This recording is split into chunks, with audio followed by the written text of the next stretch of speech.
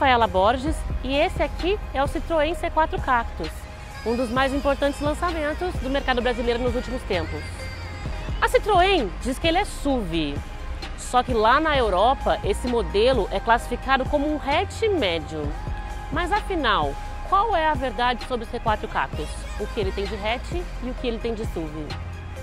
A tampa do porta-malas é com certeza de hatch. Ela é curta, não vem até o para-choque como nos SUVs compactos convencionais.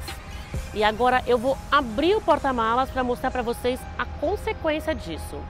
Para abri-lo, você aperta o botão do porta-malas aqui na chave, que aliás é muito bonita, e depois vem aqui. Olha só, ele tem essa boca, como nos hatch médios que a gente conhece mesmo. Os SUVs não tem essa parte. O que acontece? A acomodação das bagagens fica mais difícil, porque a abertura é limitada.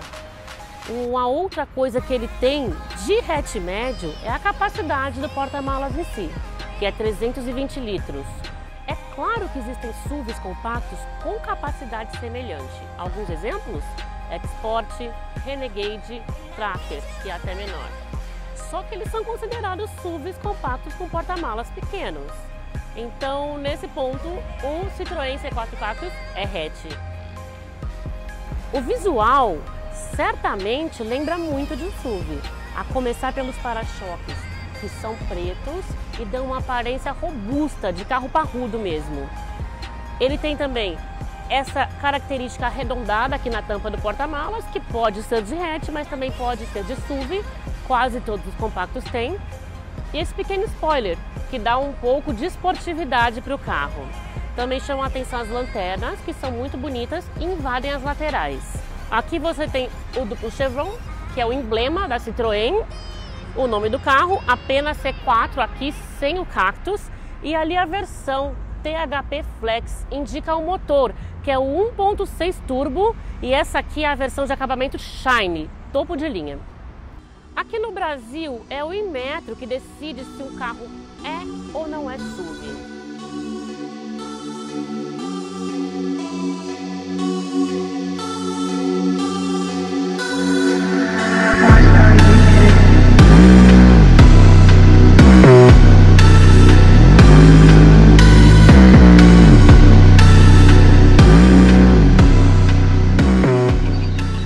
Para transformar o C4 Cactus em SUV compacto aqui no Brasil, a Citroën aumentou a altura do carro em relação ao europeu.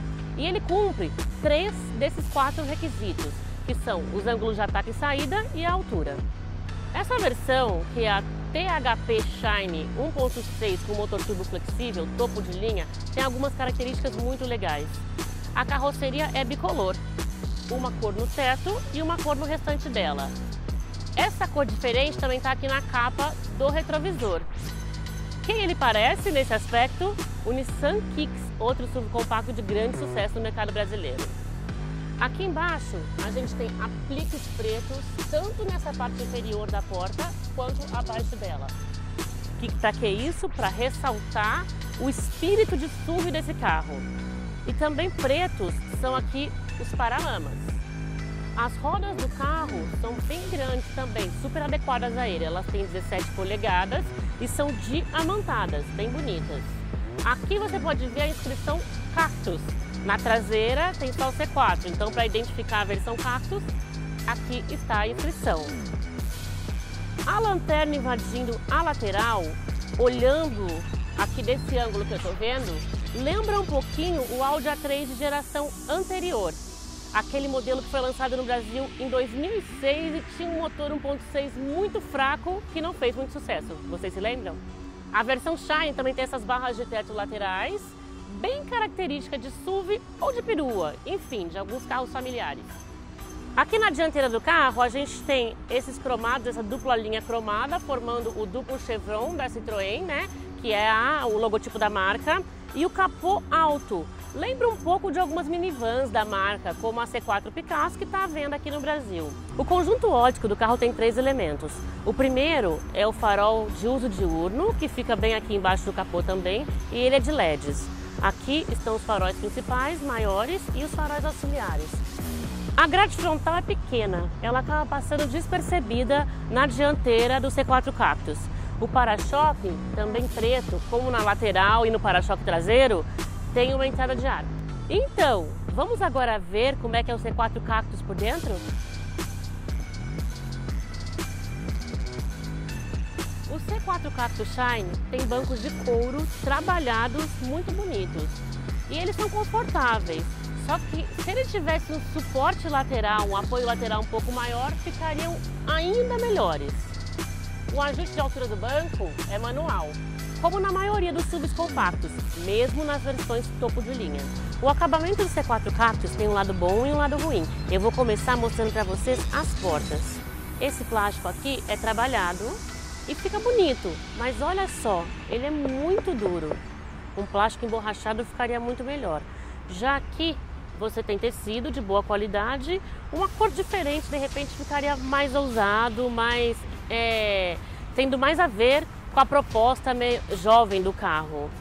Aqui você tem os comandos para os vidros e para o retrovisor elétrico, e esse detalhe aqui é de alumínio na maçaneta das portas. Toda essa parte é a caixa de som, o som inclusive tem boa qualidade. E aqui um porta-objetos que dá para acomodar bastante coisa. Aqui por dentro o acabamento também tem partes bem trabalhadas e partes de plástico duro. Por exemplo, aqui na parte de cima do painel. Aqui ele é bastante duro, como ali na porta. Já essa parte é emborrachada e simula fibra de carbono um pouco cinza demais, mas ainda assim essa é a intenção. As saídas do ar-condicionado, elas têm um probleminha. Para fechar o fluxo de ar, é assim, eu viro ele para cá. Eu não achei muito bom, porque, por exemplo, se eu quiser redirecionar o ar para mim, eu não consigo totalmente para mim. Ele fica fechado, e a mesma coisa desse lado, fechou. Aqui na moldura você tem Black Piano, assim como na central multimídia, que tem uma tela de bom tamanho. E aqui ficam os ajustes para o Grip Control. O que ele faz? Ele adapta o carro para tipos diferentes de piso, só que ele não é muito útil, porque o tipo de piso é neve, é areia, não é algo que o dono desse carro vá usar muito. E quando a gente for levar o carro para teste, eu vou mostrar para vocês o que ele faz quando a gente aciona ele num piso normal, para os outros tipos de superfície. No console central, você tem um porta-objetos, os porta-copos que tem bom suporte, as garrafas de água, as latinhas de refrigerante não ficam caindo. Aqui você tem detalhes de alumínio em volta e no pomo da alavanca do câmbio. O câmbio, aliás, é o de 6 velocidades, que é uma coisa que o Peugeot 208, irmão de plataforma do C4 Cactus, não tem. Quando ele tem um motor 1.6 turbo, ele só vem com câmbio manual. A Citroën conseguiu adaptar o câmbio automático para esse motor, o que é uma combinação muito legal, como vocês vão ver daqui a pouco. O freio não é automático. Entre os SUVs compactos, alguns têm, como o Honda HR-V e o Jeep Renegade, outros não. Do Nissan Kicks, por exemplo, é também o freio de estacionamento convencional. E aqui um outro porta-objetos, pequeno, mas dá para colocar alguma coisa. Você pode usar também, como eu já mostrei, o suporte aqui na porta para colocar outros objetos. O câmbio tem as funções Eco, basta você apertar esse botão que aí ele deixa a condução mais econômica, as trocas de marcha são feitas em rotação mais baixa e ele fica menos ágil. E a função Sport é o contrário. As trocas de marcha são feitas em rotações altas, são rápidas e você consegue um bom desempenho com isso. Um dos efeitos da cabine é o porta-luvas. Ele até tem uma boa capacidade, só que ele não tem amortecimento. Então quando você vai abrir o compartimento, ele vem de uma vez, o que não é legal. O volante tem a base achatada, como o dos irmãos Peugeot 208 e Peugeot 2008, só que ele é um pouco grande. Poderia ser um pouco menor, só que pelo menos ele tem um quadro aqui que dá para visualizar direitinho o painel, que é virtual, mas não configurável. Ele tem pouquíssimas configurações, na verdade, que você faz aqui pelo volante, nessa tecla. E ele tem mais a ver, as configurações, o que muda as informações de consumo e de quilometragem rodada. Quanto falta até o fim do combustível, agora é 280 quilômetros. Quanto você já rodou, qual é a média que ele está fazendo em quilômetros por litro. Inclusive com gasolina eu achei a média boa. Na cidade eu fiz 11,3 quilômetros por litro de acordo com o computador de bordo. As informações de consumo divulgadas pelo Inmetro e todas as outras especificações do carro você vai poder ver na descrição do vídeo, ok? A central multimídia do grupo PSA, que inclui a Peugeot Citroën, ela é constante alvo de críticas, mas a montadora Citroën aprimorou a central para o C4 Cactus e eu acho que ela ficou muito boa. Você tem um menu aqui com todas as funções. No rádio, por exemplo, não tem uma entrada direta para mídia, então, mas você descobre rápido, não é difícil de adaptar. Para mudar a mídia, você vai em fontes. Tem Bluetooth, USB, a entrada fica aqui na própria tela. Você aqui configura o telefone, aqui as aplicações que são o Apple CarPlay e o Android Auto. Então esse carro tem espelhamento, o que nos leva à navegação. Não vem navegação de série, ele precisa de um telefone conectado para usar os mapas do telefone. Essa última função aqui do veículo, o alerta de mudança de faixa eu deixei desligado. Por quê? Porque ele é chato. Ele não tem a função de corrigir o volante, ele apenas alerta quando você saiu de faixa e ele fica apitando durante muitos segundos, são 4 vezes. Isso acaba tirando um pouco sua concentração, mas pelo menos tem a possibilidade de desligar, o que é legal. E a climatização você controla só pela tela. No começo eu achei meio estranho, eu achei que podia ter algo aqui no painel, mas você logo se adapta e também tem 2 entradas aqui, ó. Você não precisa ir até o menu e colocar a climatização sempre. Se você estiver no menu no rádio, por exemplo, você aperta esse botão e ele já redireciona para a tela da climatização. Então você acostuma logo e economiza o espaço aqui no painel para outras funções.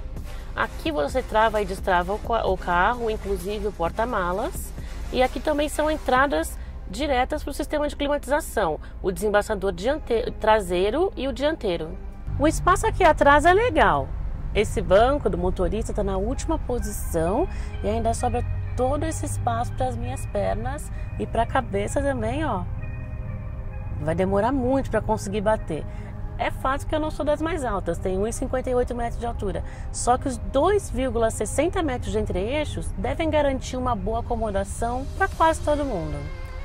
Aqui na traseira, na parte traseira do carro, não tem uma saída de ar específica, o que faz um pouco de falta e é comum já em alguns carros do segmento. Mas tem um revisteiro para você colocar papéis, revistas, mesmo alguns objetos não muito grandes. Todos os passageiros de trás têm apoio de cabeça e cinto de 3 pontos também. Apesar disso, o túnel central alto vai atrapalhar um pouco a acomodação do passageiro aqui do meio.